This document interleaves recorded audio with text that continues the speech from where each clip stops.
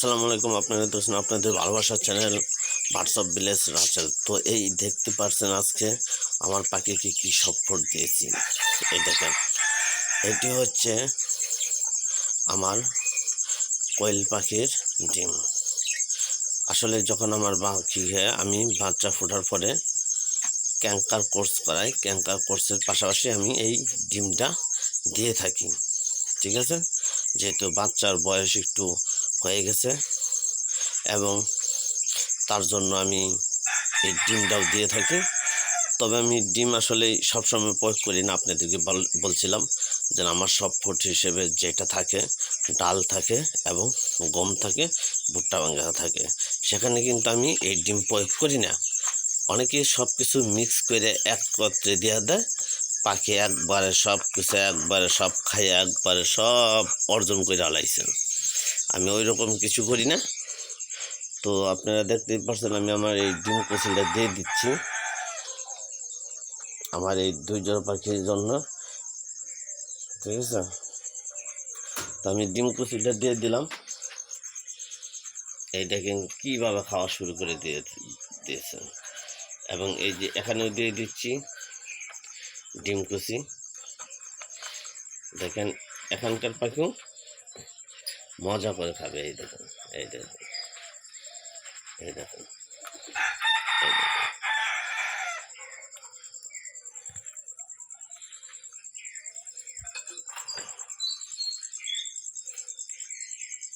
এখন ক্যামেরাটা কিন্তু একদম কাছে নিয়ে ফেলেছি, দেখেন। তারপরে এরা কোনো রকম ভয় ইতস্তবোধ মনে করে না।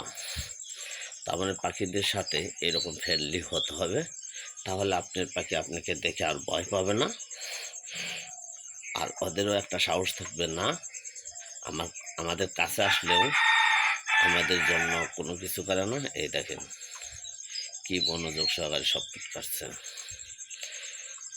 তো যেটা বিষয়ে আলহামদুলিল্লাহ আবারও শুকরিয়া আদায় করতে হয়।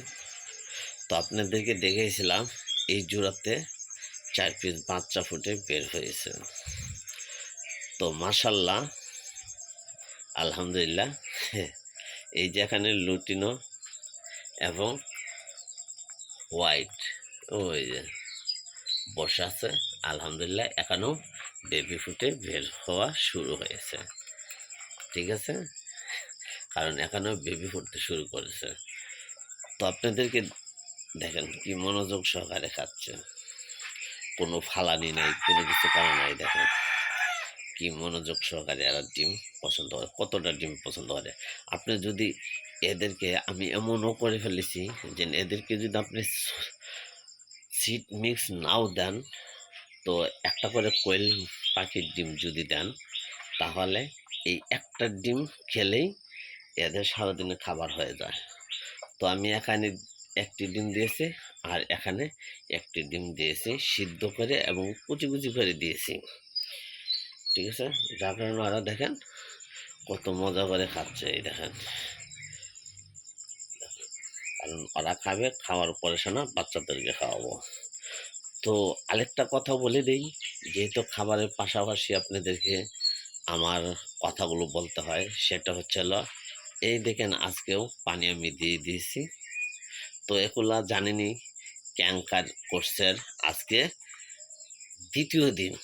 প্রথম দিন তো ফুল ভিডিও পাইছেন, তো আজকে এই সব ফুড হিসেবে ডিম দেওয়ার পাশাপাশি আমি বলে দিলাম আজকে আমার 2য় দিন, ক্যাঙ্কার কোর্সের 2য় দিন চলতেছে। ঠিক আছে, ওই দেখেন ফিমেল পাখিটি সিট মিক্স খাবার নিয়ে আবার ব্যস্ত হয়ে গেছে। এই যে দেখেন ওই যে চলে গেছে পিছনে, মানে ও ডিম কুচিও খাইলো, সিট মিক্সও খাইলো, দুইটা একসাথে খেলো। এখন মনে করলো যে উনি কি করবে। ঠিক আছে, তো আপনারা আমার ভিডিও নিয়মিত দেখবেন। আসলে আমি কি কি করি না করি, দৈনিক কাজ কি এবং কখন কোন জিনিসটা প্রয়োগ করি আপনাদেরকে আমি সরাসরি বলে দেব। তো আমি তো আপনাদেরকে বলছি যে আমি ক্যাঙ্কার কোর্স করাচ্ছি। আসলে ক্যাঙ্কার কোর্সটা হচ্ছে হলো একটা ভয়ানক মারাত্মক একটা রোগ।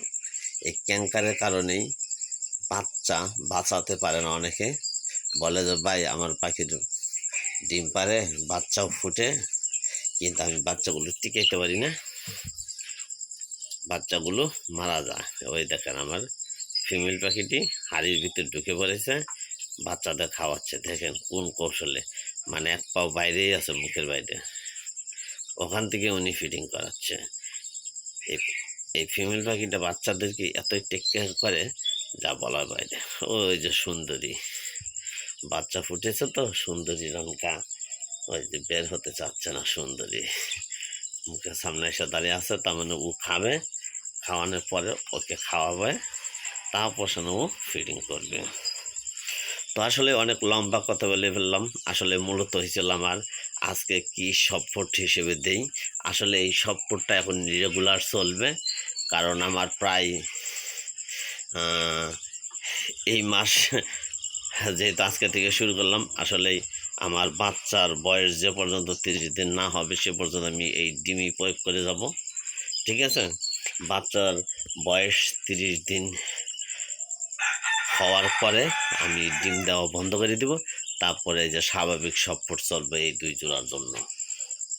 তারপরে আমার তাই বিলে আমার এই সফটটা কিন্তু এই যে বেবিদের জন্য, ঠিক আছে, এই যে বেবি 4 পিস বেবি আছে, বেবিদের জন্য ঠিকই এই সব রেগুলার দিয়ে যাব।